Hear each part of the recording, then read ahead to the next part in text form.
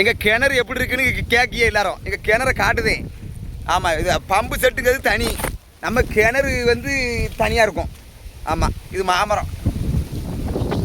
ஆமாம், பாருங்க மாங்காய் பிஞ்சு பிடிச்சிருக்கு இந்த பட்டத்தில்.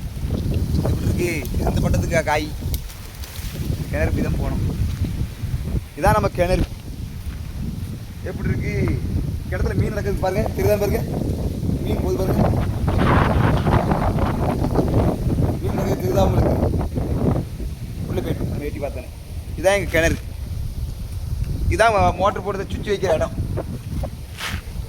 இது சுவிட்ச் வைக்கிற இடம். பச்சைப்பட்டு நமக்குன்னா மோட்டரு தண்ணி விழும். அங்கே பாருங்க, தெரியும் முழுதா. சிவப்பட்டு நாப்புக்குன்னா நின்றோம். நின்றா ஆமாம். இது அது சீனி கொடி அந்த பக்கம் கிடக்குது. அப்போ வெளியே இருக்காருங்க ஐயா, சீனி கொடியை.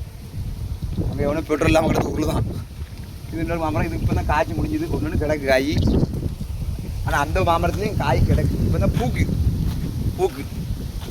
ஆமாம், இது என்னமோ தெரியல, கிடக்கு. இது பூ. இப்போ மறுபடியும் மறுபட்டத்துக்கு பூக்கு. இதுதான் நம்ம கிணறு.